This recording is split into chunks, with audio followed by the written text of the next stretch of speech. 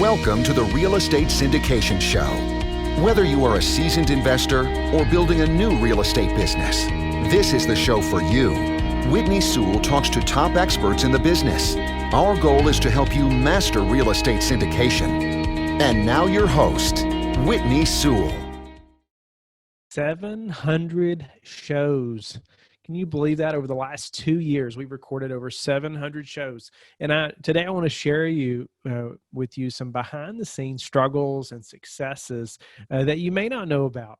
And if you're a passive investor or you're an operator, I hope you will gain value. But just a few things today. It'll be a shorter show, but I wanted to share some things with you as a listener. First, I want to say, just thank you for your dedication and just listening, being with me on this ride of 700 shows. It's definitely not come easy.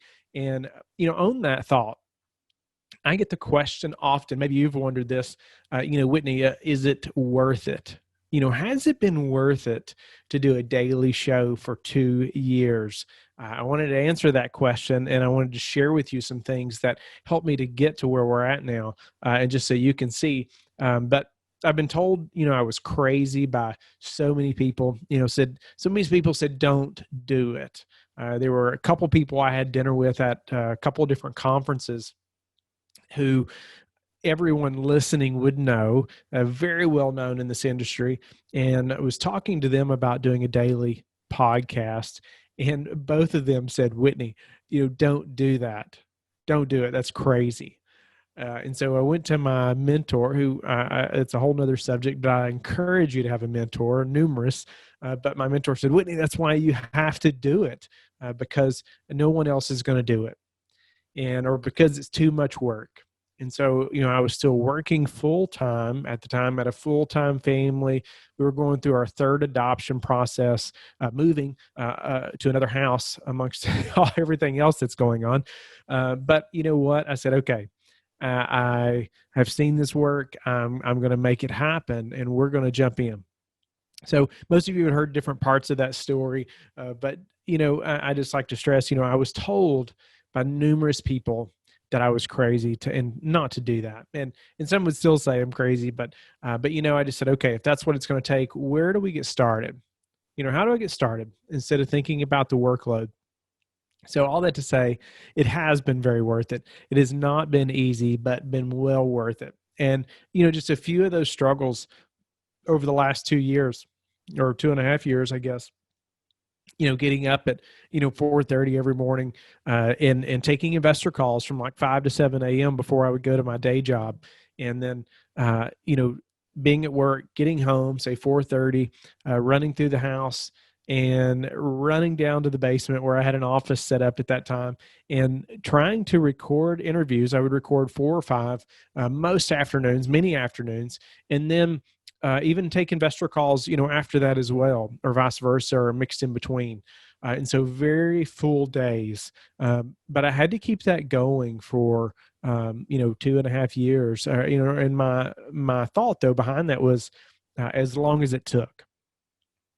So it was as long as it took, and we'll get into that just a little bit. But I had to make many sacrifices, but my whole family did. It wasn't just I. And I just like to stress the importance of my wife, Chelsea, and her support, and just how the Lord gave us strength through the entire time, because it was just a lot to endure. And so I try not to minimize the sacrifice for not just myself, but the entire family. Missing most meals with the family for over 2 years, except for maybe weekends. Even most Saturdays at that. And so, it was that level of commitment that took us to where we're at now. I did not do that alone, by no means. And so I just, I love to just say, it took a family and it took a team, for the podcast specifically. If you can imagine, if you have a podcast, then you understand how much work goes into producing just a weekly show, much less a daily show, 7 times more. And so I knew from the beginning that there's no way that I would have time to edit all the shows, video, audio, all those things, and And so I had to build a team from the beginning, and that's what I did. So I had 4 or 5 VAs from all over the world that were doing different parts of the show, and then I had an assistant that would help manage those things. And that worked for a long time, and I have a different team now, and we've grown and hired different people. And so it looks a little different now, but it's still the same. Ultimately, I've never edited the first piece of audio or video. Most people can't believe that, but I've not. And I knew from the beginning I would not have time to focus on that, and didn't want to. And it wouldn't have been done well, and it's just not the best use of my time. So I hired that from the very beginning, found different people that had those special qualities that I didn't have.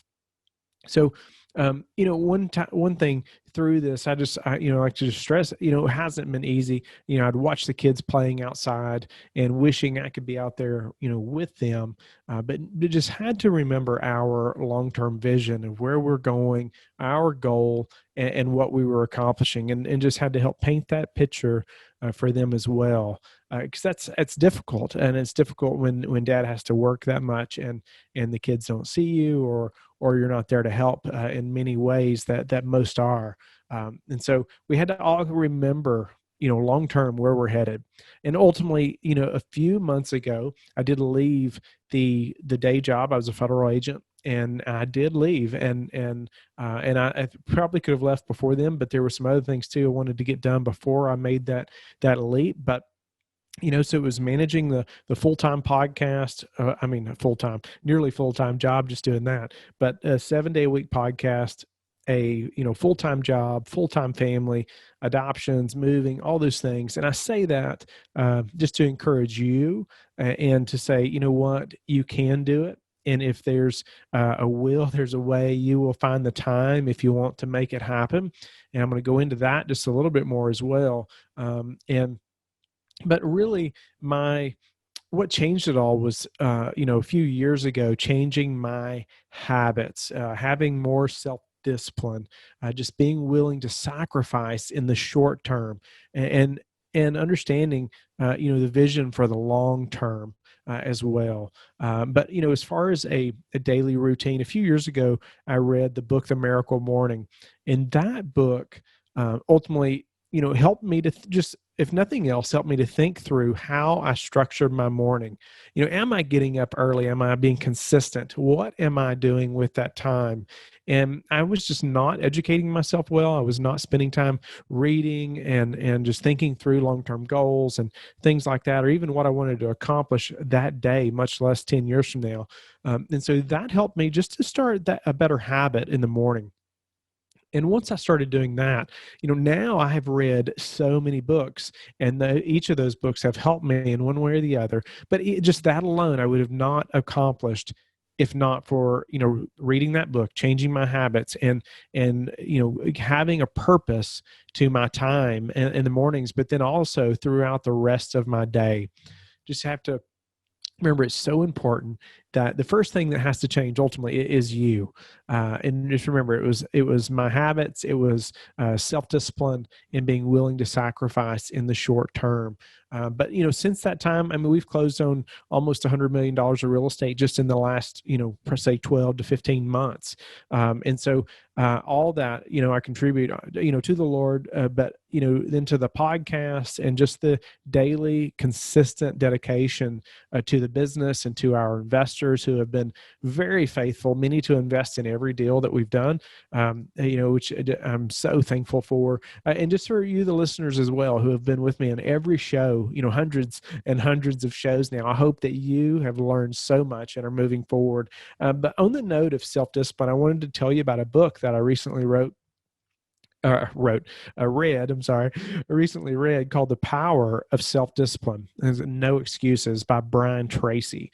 And I read this quite a while back, but it came up recently, and I wanted to share just a few things. And this is just out of the introduction. And the introduction is called The Miracle of Self-Discipline. And he has a quote there. It says, "There are 1,000 excuses for failure, but never one good reason." And that's by Mark Twain. And so, he's just going into why some people, have success. Some people make things happen and some don't. And ultimately, It's what you do every day. It's self-discipline. He says losers make excuses, winners make progress. Is there anyone else who has my same excuse who is successful anyway? Well, probably not. And I just say some of these things to help you to think through where you could be more disciplined right now. Is it what you're doing first thing in the morning? Is it how much time you're spending on your phone? He just goes on and on about how self-discipline changed his life. And you just ultimately have to pay the price and have, it says, perhaps the most important insight of all with regard to success is that to achieve greatly, you must become a different person. It is not the material things you accomplish or acquire that matter so much as it is the quality of the person you must become to accomplish well above the average. The development of self-discipline is the high road that makes everything possible for you.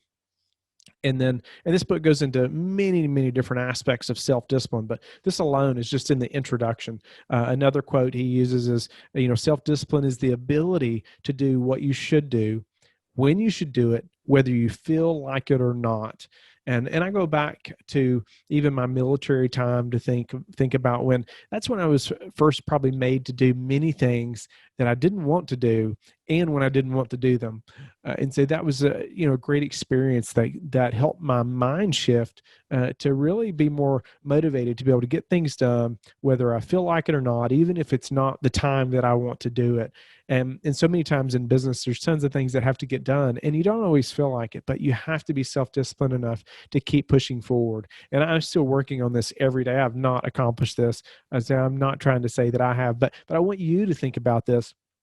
And think about your daily habits, because it's always, always think about consistency over intensity. And we've been very intense for a very consistent time period, very long time. And now my schedule's changed a lot. Obviously I can be at home now more with the family, which is amazing. And, but it's brought, it's exploded our network. It's brought so many great people in our path, the podcast, and just putting ourselves out there. But it's meant being very disciplined and very consistent and having a great team. So I just want to leave you with a couple things.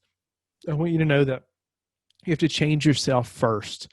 And you have to be willing to do what others are not willing to do. Most likely, your network or your people you're hanging around will have to change if you want success in any business, and you're not coming from that already.